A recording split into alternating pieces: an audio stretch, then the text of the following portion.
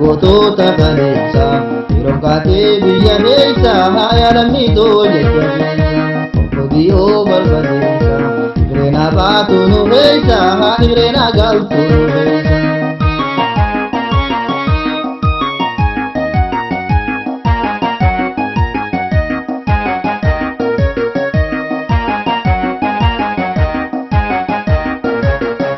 Baheeran jihadi keesse gabrumfata shoran keesse Seenaadhi gamba barreesse Jibannoo mirga keesse malee galuun beekumneesse Injiraan nuura rifamne biyya ormaa keessa baane Alaabaa teenya banne handhuura teenya finfinne irratti gairaarra hiikkifne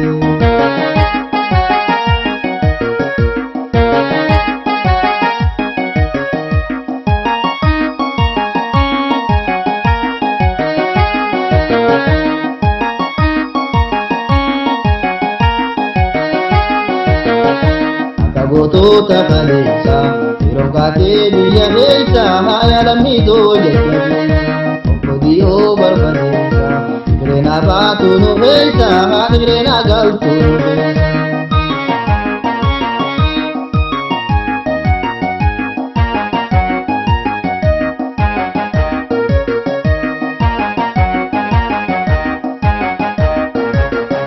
Suufanne isaa gocha malee irratti arraasnu Yo galte magale male gajenje sugale Urmi garu war gargara falmate nanu nama Kabru mata bante bira Obbodiyoo ya magara gabal nije martidara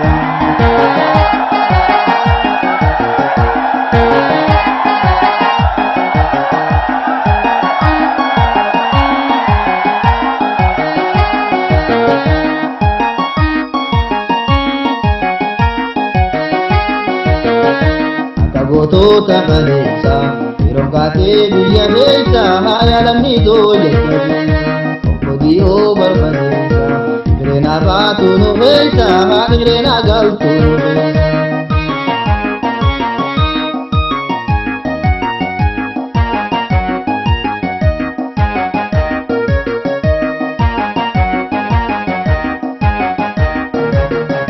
Warra sammuun isaanii dhaame ayyaamtoota wayyaanee Sibbula miidheenya gahee yeroo mataa zintu waamee qabeenya keenya nusaame Injiraan nuura rifamne biyya ormaa keessa baane Alaabaa teenya banne handhuura teenya finfinne irratti gairaarra hiikkifne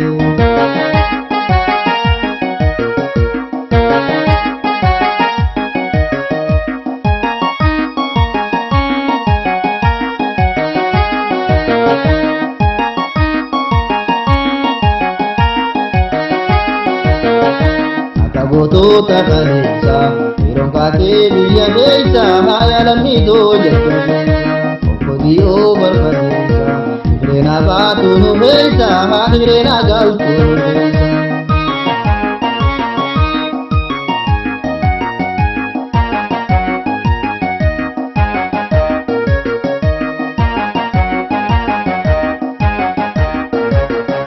Baheeran jihadi keesse gabrumfata shoran keesse Seenaadhi gamba barreesse Jibannoo mirga keesse malee galuun beekumneesse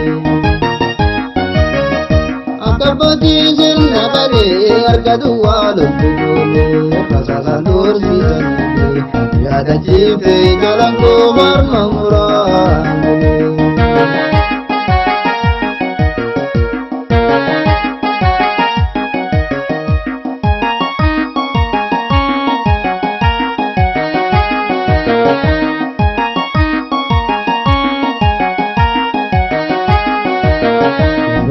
Somaalee keessa loltuus goota sanyii waaqoo guutuu.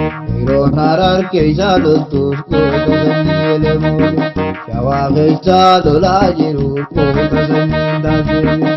Kan Afrikaa keessa jirtu akka yeroo teenya gargaartu. Kan Eeshiyaa keessa jirtu akka yeroo teenya gargaartu. Kan Awurooppaa keessa jirtu akka yeroo teenya gargaartu. Kan Ameerikaa keessa jirtu akka yeroo teenya gargaartu. Jaalammitoo siddaa manne akka yeroo teenya hin daganne. Jaalammitoo siddaa manne akka yeroo teenya hin daganne. Jaalammitoo siddaa manne akka yeroo teenya hin daganne.